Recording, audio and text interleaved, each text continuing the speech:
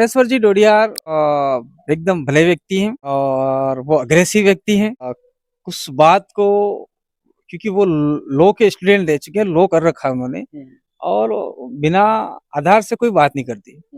और उनको जिताने से पहले जिस प्रकार से मैंने काम किया और उसके बाद में मेरे साथी जो प्रतापगढ़ के मांगीलाल नैनमा है, जो बिल प्रदेश मुक्ति मोर्चा के हमने राष्ट्रीय संयोजक बना रखे थे, और हम दोनों ने जिस प्रकार से रतलाम के अंदर काम किया, मंदसौर में काम किया, नीमच में काम किया और झाबुआ में काम किया, तो उस समय कमलेश्वर थोड़े तड़ीपार चल रहे थे।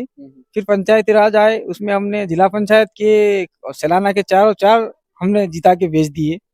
और उसके बाद में फिर कमलेश्वर के ऊपर विभिन्न प्रकार की धाराएं और उसमें फंसे वो बाहर फरारी भी काटी, उसमें भी कहाँ कहाँ गए कहाँ कहाँ नहीं गए उसको पता नहीं है।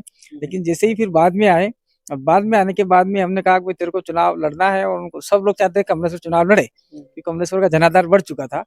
और फिर हमने कहा कुछ हमारे नियम कायदे हैं, स्टाम्प पे लिख के दे दो। कमलेश्वर जी ने हमने जो कहा सारा लिख के दे दिया। लिख लेने के बाद में वो चुनाव जो नोटिस देता उसके बाद नहीं, जब वो चुनाव ही नहीं लड़ते उससे पहले तो हमने स्टाम्प पे लिख के ले लिया, और आदिवासी खेत में काम करेंगे, बाहर नहीं जाएंगे, वो नहीं जाएंगे, सारे हमारे कुछ नियम कायदे हैं सारे लिख के आदिवासी पुराने लिख के ले लिए। फिर उसको हमने भारत आदिवासी पार्टी को रिकमेंड किया भाई इसको मैंडेट दिया जाए, तो उसको मैंडेट दिया गया। वो चुनाव लड़े, जीत गए अच्छे खासे वोटों से। और उसके बाद में देखो, जीतने के बाद में किसी के आदमी में ये होता तो है, हल्का फुल्का तो हो ही जाता है, क्योंकि आज कुछ लोग होते हुए हल्का फुल्का मतलब क्या ईगो आ जाता है? ईगो आता है हल्का फुल्का कि भाई मैं जीत चुका हूँ, मैं ये हूँ। उनके अलावा और किस में ईगो आपने देखा? देखिए, आपके 230 एमएलए हैं मध्य प्रदेश के, 230 में ईगो है। राजस्थान के जितने एमएलए उसमें ईगो है। 543 आपके सांसद है, उसमें ईगो है। जीतने के बाद आ ही जाता है, जीतने के बाद में आ ही जाता है, पद के साथ मद आ जाता है। पद के साथ में मद, वो मद ही ले डूबता है अंत में। तो हो सकता है तत्कालीन समय में कमलेश्वर को थोड़ा हल्का हुआ होगा कि मैं आज की तारीख में एमएलए बन गया हूँ वगैरह वगैरह, लेकिन उसको हम नजरअंदाज करते हुए कमलेश्वर आगे। और अंत में कुछ बात ऐसी हुई कि जब आपका लोकसभा चुनाव था, उस समय ये लोगों को हमने महाराष्ट्र प्रवास से भेजा था कि आप लोग जाइए भाई, वहाँ चुनाव लड़ने की क्या मनसा है, कौन कौन क्या क्या चुनाव लड़ते हैं, क्योंकि उनका खंडवा खरगोन पास में पड़ता है। हाँ, पास में पड़ता है उधर के इलाके से, खंडवा खरगोन के इलाका जो मध्य प्रदेश का, इधर से हमने कहा थावर को भेजा। तो वहां पर वे राजस्थान के लखन सिंह जी करके जो हैं वो उनको मिले, बोले भाई यार आप हमारे मुख्यमंत्री से मिलना चाहोगे? उन्होंने कहा हाँ जरूर मिलेंगे, हम प्रदेश के मुद्दों को लेकर मिलेंगे, क्योंकि हम लोग शिंदे साहब, हाँ शिंदे साहब से महाराष्ट्र का कुछ इलाका है जिसको हम लोग प्रदेश में शामिल करना चाहते हैं। अब मुख्यमंत्री उसका रिकमेंड नहीं करेगा, प्रस्ताव पारित नहीं करेगा, तब तक कैसे बिल प्रदेश बनेगा भाई? इसलिए हम कह रहे 4 राज्यों के कम से कम इलाके को मिला के हम बना चाहते हैं। तो वो बिल प्रदेश के मुद्दों को लेकर चर्चाएं भी हुई और बातचीत भी हुई। कुछ बात हुई, उसके बाद में उन्होंने बताया कि हम लोग मिले थे, लेकिन अचानक फिर बाद में उसको उन्होंने किसी प्लेटफॉर्म पे नहीं रखा, अचानक सोशल मीडिया पे आ गया।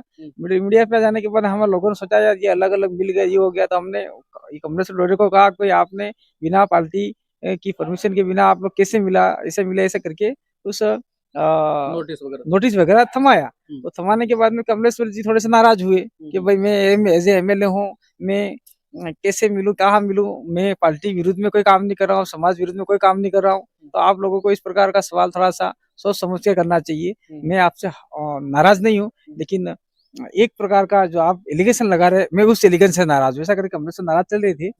और चलते चलते फिर बुधनी में आपकी ये जो साधना आयोग की लड़ी, तो कमलेश्वर से मेरी चर्चा हुई, भाई आपको जाना है बुधनी में, और उधर के उनके जो भी लोग चलाना के वो उन्होंने सब चर्चा की, वो बुधनी गए।